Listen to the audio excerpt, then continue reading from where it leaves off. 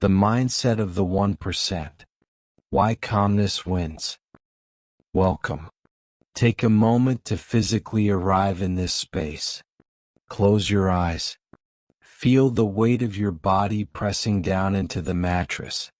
Adjust your shoulders, pulling them away from your ears. Unclench your jaw. Let the day drop away layer by layer. Tonight, we explore a question that keeps many awake. Why do the few succeed while the many struggle? We often think the answer is harder work or less sleep or more noise. But the secret of the 1% is not chaos. It is clarity. It is not about adding more. It is about peeling away the unnecessary until only the essential remains. Over the next hour, we will walk through 12 truths. But I do not want you to analyze them. I want you to listen to them as if they were a lullaby. Let these truths settle into your subconscious, planting seeds of confidence while you rest. You are safe here. There is nothing else you need to do. Breathe in deeply through your nose, counting to 4, and breathe out slowly through your mouth, counting to 6. Let us begin. Chapter 1. The Myth of the Sprint. The 99% believe that success is a sprint. They wake up every day trying to run as fast as they can. They burn bright and then they burn out. They look for the shortcut, the hack, the instant win. When they don't see immediate results, they panic. But the 1% view time differently. They are not sprinters. They are architects. Imagine an old stone mason or a bricklayer. Visualize him working on a quiet, foggy morning. He does not try to build a massive wall in a single hour. He simply picks up one brick. He feels the weight of it. He places it as perfectly as he can. And then he rests. He trusts the process. He knows that the wall will be built, not by rushing, but by the accumulation of small, perfect moments. To join the few, you must fall in love with the boredom of consistency. You must learn to enjoy the quiet placing of the brick. The majority cannot stand this boredom. They want the wall finished now. But you are different. You trust that small, quiet actions repeated over time create mountains. You do not need to rush. You do not need to panic. The path is long and you have time. Sink into that patience now. Chapter 2. The Power of No. The majority say yes to everything. They say yes to distractions, to drama, to other people's emergencies. They are afraid of missing out. Their energy is like a light bulb without a shade, scattered in every direction, illuminating nothing deeply. The 1% are masters of no. Success requires a terrifying amount of focus. It requires you to protect your energy like a fortress. The successful understand that every time you say yes to something minor, you are saying no to your dream. Visualize your energy as a wide, powerful river. If you poke 1,000 holes in the riverbank, the water leaks out. It becomes a swamp. It moves nowhere. But if you keep the bank strong, if you say no to the leaks, the river digs deep. It carves canyons through rock. It becomes a force of nature. You are allowed to withdraw. You are allowed to be unavailable. You do not owe the world your constant attention. By protecting your peace, you are preserving your power. Feel your own boundaries now, wrapping around you like a warm, golden blanket. Inside this circle, you are safe. You are focused. Chapter 3. Failure as feedback. When the majority stumble, they see it as a sign to stop.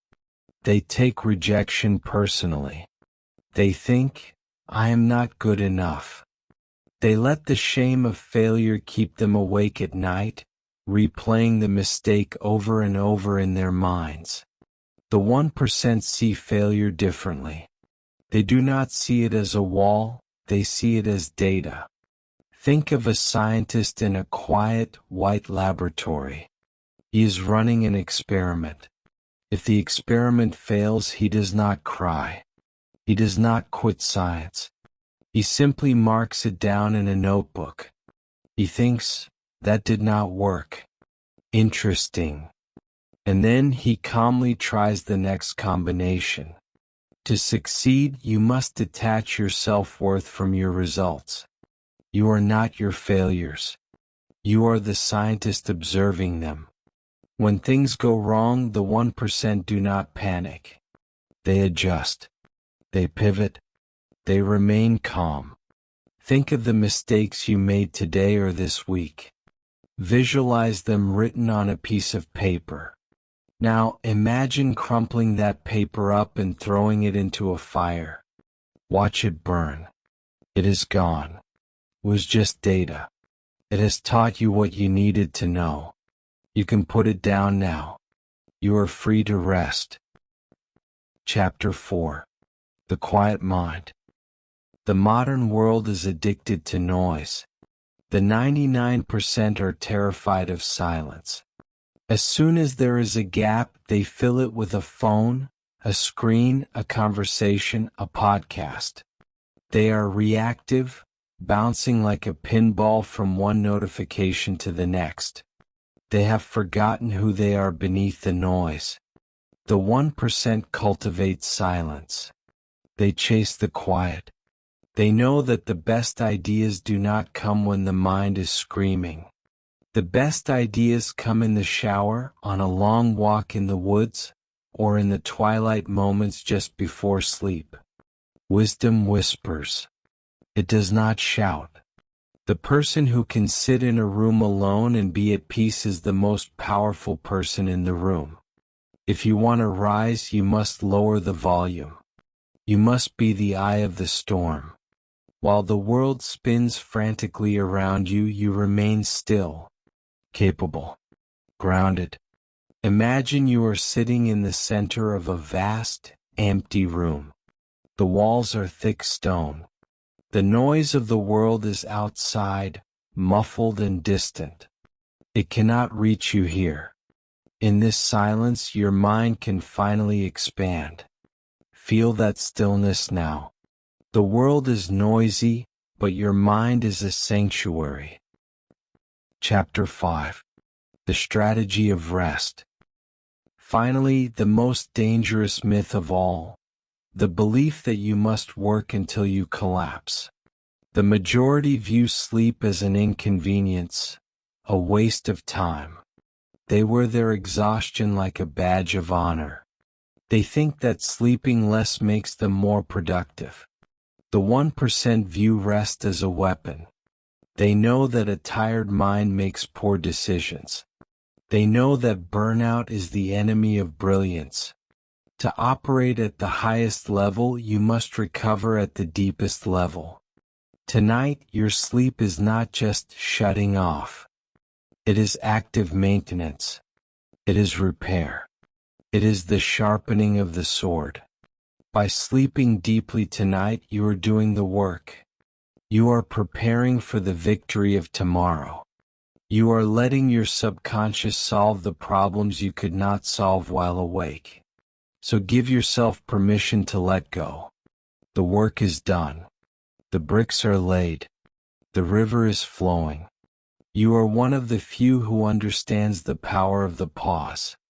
Drift now. From the 1% mindset into 100% relaxation. Feel your legs getting heavy. Feel your arms getting heavy.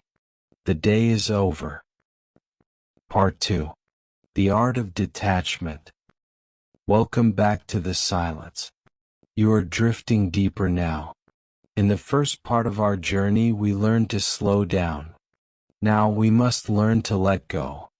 The majority of people walk through life carrying a heavy backpack. They carry the opinions of others. They carry the anger of yesterday. They carry the anxiety of tomorrow. They think that holding on to these things gives them control. But the 1% know a different truth. You cannot climb a mountain if you are carrying a mountain. To rise, you must be light. Over the next few minutes, we will unpack the art of detachment. We will learn how to navigate the storms of life without getting wet. Adjust your pillow. Loosen your jaw. Unclench your hands.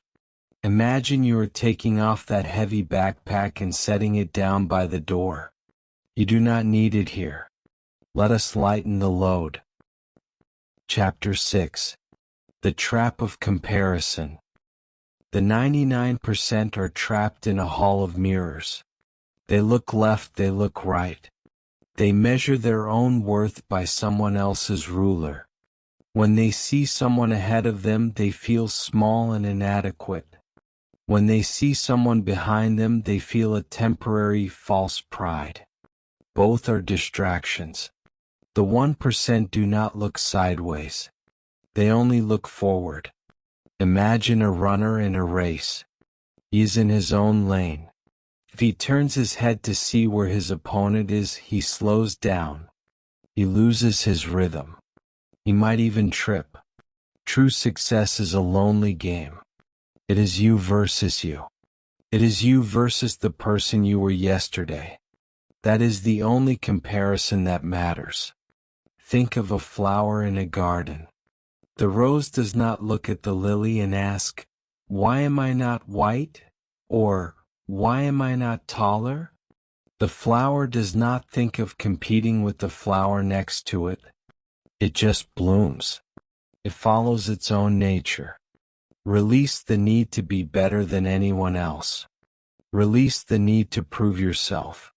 Tonight, it is enough just to be. You are on your own timeline. You are exactly where you need to be. Chapter 7. The Mountain and the Wind. Most people are like leaves in the wind. When the world is chaotic, they become chaotic. When someone insults them, they get angry. When bad news arrives, they panic. They are slaves to their external environment, blown around by every passing breeze. The 1% are not leaves. They are mountains. Visualize a massive ancient mountain. The wind howls around its peaks. The rain lashes against its stone.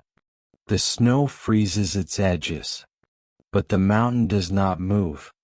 It does not argue with the storm. It simply stands.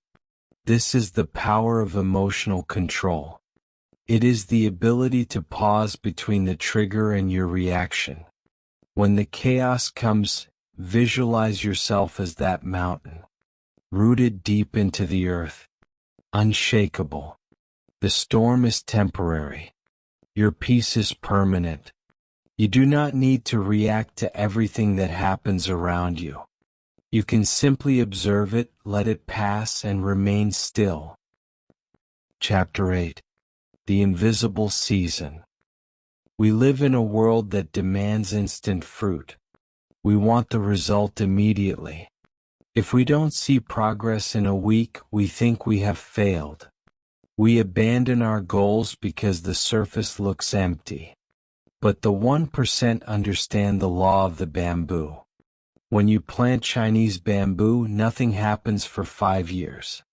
You water it, you nurture it, but you see absolutely nothing. The ground remains flat. To the average person, it looks like a waste of time. But under the soil, in the dark, a massive, complex root system is building. Then in the 5th year, the tree shoots up 80 feet in just 6 weeks. Maybe you are in your invisible season right now. You are working, you are trying, but you don't see the results yet. Rest easy tonight. You are building your roots. Do not dig up the seed just to check if it is growing. Trust the dark. Trust the soil. Your time will come. Chapter 9. The Garden of the Mind. Your mind is a garden. The majority let anyone walk through their garden with muddy boots. They watch the news that scares them. They consume content that makes them feel inadequate. They entertain thoughts of worry. Then they wonder why their garden is full of weeds. The 1% are fierce gatekeepers. They carefully select what enters their mind. They know that you become the average of the ideas you spend the most time with. If you want peace, you must protect your gates. Tonight, as you lie here, imagine you are closing the heavy wrought iron gates of your mental garden. Hear them click shut. The critics are outside. The stress is outside. The demands of tomorrow are outside. Inside, it is just you, the quiet trees, and the cool night air. Keep it sacred. Chapter 10. The Open Hand. We end this section with the paradox of success. To get what you want, you must stop grasping for it so tightly. The 99% live with a clenched fist. They force things. They hold on to money, to relationships, to specific outcomes, terrified of losing control. But you cannot receive anything new if your fist is closed. The 1% live with an open hand. They work hard, yes, but then they surrender the outcome. They trust the flow of life. Sleep is the ultimate act of the open hand. It is total surrender. You cannot force sleep. You can only allow it to arrive. Practice that surrender now. Unclench your fingers. Let them rest naturally. Unclench your toes. Unclench your mind. You have done the work. Now let the universe handle the rest. Drift into the trust. Part 3. The Architecture of Discipline. Welcome back. You are drifting deeper now. The body is heavy, sinking comfortably into the bed. The mind is clear, washed clean by the silence. We have spoken about patience. We have spoken about letting go. Now we enter the quiet rhythm of the successful life. The majority seek intensity. They want the overnight transformation. They want the magic pill. When the excitement fades, they stop. The 1% seek consistency. They understand the compound effect. Imagine a single drop of water falling on a stone in a quiet cave. One drop does nothing. But 1,000,000 drops, falling one by one year after year, can cut through solid rock. Success is not a loud, dramatic event. It is a quiet accumulation. You do not need to be heroic. You just need to be consistent. Find comfort in the routine tonight. You are the water. You are persistent. Chapter 11. The Clean Slate. Let us look at your environment. The 99% live in clutter. A cluttered room leads to a cluttered mind. They are surrounded by unfinished tasks, physical mess, and visual noise. The 1% are minimalists of the soul. They know that to focus they must clear the path. Think of a traditional Japanese garden. Everything is intentional. There is empty space. There is room to breathe. When you simplify your life, you amplify your power. You stop leaking energy on things that simply do not matter. As you lie here in the dark, imagine you are sweeping the floor of your mind with a soft broom. Sweep away the trivial worries. Sweep away the distractions. Leave only the polished wood of your true purpose. It is clean. It is empty. It is ready for deep rest. Chapter 12. Deep Work and Flow. The majority are addicted to multitasking. They try to do 5 things at once and they do none of them well. They are shallow swimmers, splashing loudly on the surface of the water. The 1% go deep. They understand the power of flow. Flow is that state where time disappears, where you and the task become one. It is not a struggle, it is a surrender. To reach the heights, you must learn to disappear into your work. You must shut the door. You must turn off the world. But you can only enter this state if your mind is fully rested. You cannot flow if you are forced and exhausted. Tonight, you are entering the deepest flow state of all, sleep. You are turning off the world to recharge your creativity. Sink deeply into that focus now. Conclusion: the long game. Let us talk about time. The 99% overestimate what they can do in a single day and drastically underestimate what they can do in a decade. They are impatient. The 1% play the long game. They do not worry about the weather today because they are planting forests for the next century. When you think in decades, the stress of today completely disappears. A bad meeting, a missed deadline, a rude comment, these are just tiny ripples in a vast ocean. They do not move the ship. Zoom out. Look at your life from high above. You are on a long, winding, beautiful road. There is no rush to get to the very end. The journey is the point. Trust your timeline. You are exactly where you are supposed to be. Final thoughts. Drifting. We are nearing the end of our reflection. The conscious mind is powering down. You have the mindset of the few. You have the patience of the bricklayer. You have the calmness of the ancient mountain. You have the quiet consistency of the water. You do not need to worry about success anymore. It is a natural byproduct of who you are becoming. The work is completely finished. The day is fully complete.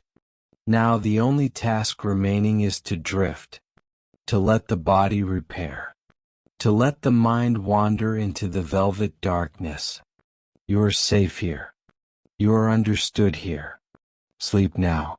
Deep, restorative, healing sleep. Good night.